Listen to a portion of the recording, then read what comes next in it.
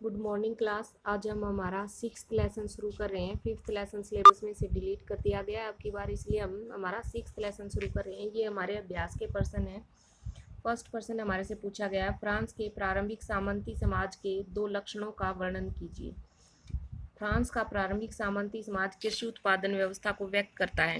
इसके 2 मुख्य लक्षण इस प्रकार हैं। एक तो है समाज सामंत तथा कृषि से संबंधों पर आधारित था। कृषक अपने खेतों के साथ साथ लॉर्ड के खेतों पर भी काम करते थे। लॉर्ड कृषकों को अपनी श्रम सेवा के बदले सैनिक सुरक्षा देते थे। लॉर्ड के कृषकों पर व्यापक न्यायिक अधिकार भी थे। समाज 3 वर्गों में बटा हुआ था, पादरी, अभिजात और कृषक। पादरियों ने स्वयं को प्रथम वर्ग में और अभिजात वर्ग को दूसरे वर्ग में रखा था, परंतु वास्तव में सामाजिक प्रक्रिया में अभिजात वर्ग की महत्वपूर्ण भूमिका थी। इसका कारण था भूमि पर उनका नियंत्रण। यह नियंत्रण वेस्लेज नामक एक प्रथा के विकास का परिणाम था। सेकंड क्वेश्चन इसमें पूछा गया है, जनसंख्या के स्तर में होने वाली लंबी अवधि के परिवर्तनों ने किस प्रकार यूरोप की अर्थव्यवस्था और समाज को प्रभावित किया।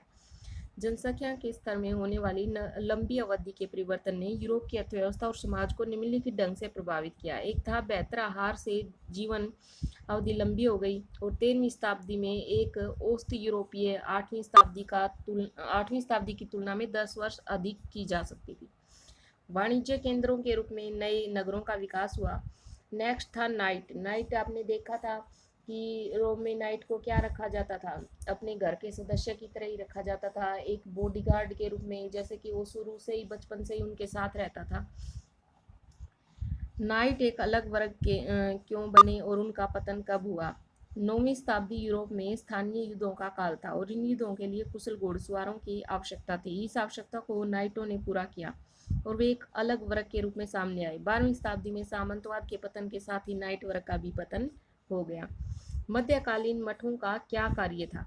जो मध्यकालीन मठ में भिक्षु रहते थे और वे धार्मिक कार्य तथा अध्ययन करने के साथ साथ कृषि कार्य भी करते थे। उन्होंने कला को भी प्रोत्साहित किया। इस प्रकार मध्यकालीन मठ धार्मिक एवं कलात्मक गतिविधियों का केंद्र थे। मध्यकालीन फ्रांस के नगर में एक शिल्पकार के एक दिन के जीवन की कल्पना कीजिए और उसका वर्णन कीजिए। मध्यकालीन फ्रांस के शिल्पकार अपने कार्य में बहुत ही कुशल थे। वे अपनी अपनी श्रेणी के सदस्य थे, गिल्ड जिसको बोला जाता था। वे वस्तुओं का उत्पादन करते थे और एक निश्चित मानक के अनुसार उनका उत्पादन करते थे और उनकी गुणवत्ता बनाए रखने के लिए ही वो इसका एक निश्चित कि भाई पूरा नाप तोल के हिसाब से उसको सही ढंग से बनाते थे। वे अपने साथी सदस्यों की सामाजिक और आर्थिक आवश्यकताओं को पूरा ध्यान रखते थे कि उनको आर्थिक और जो सामाजिक आवश्यकताएं हैं उनकी पूरी की जाए।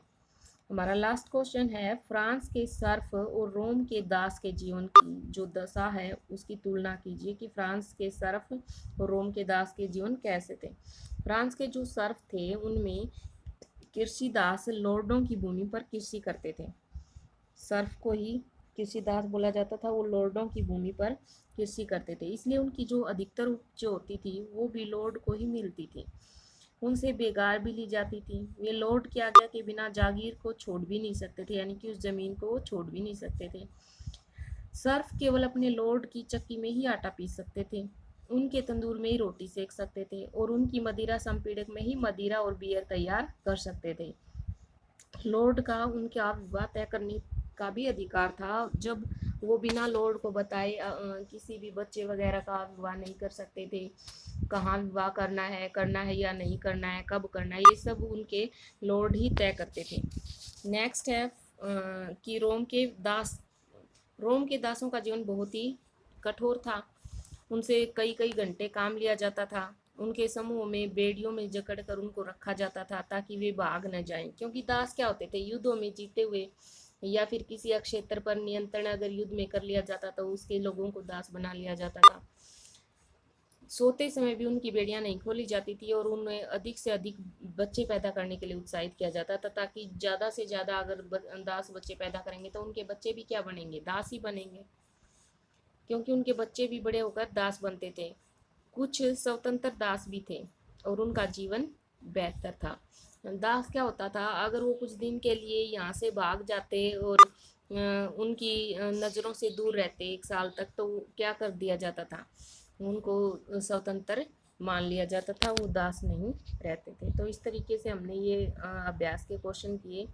जिस भी बच्चे ने नोट्स तैयार नहीं किए हैं वो अपने पिछली वीडियोस चैनल से देख लें और चैनल को सब्सक्राइब कर लें, सारी वीडियोस उनको मिल जाएंगी और अपने नोट्स तैयार कर लें। Thank you, have a nice day.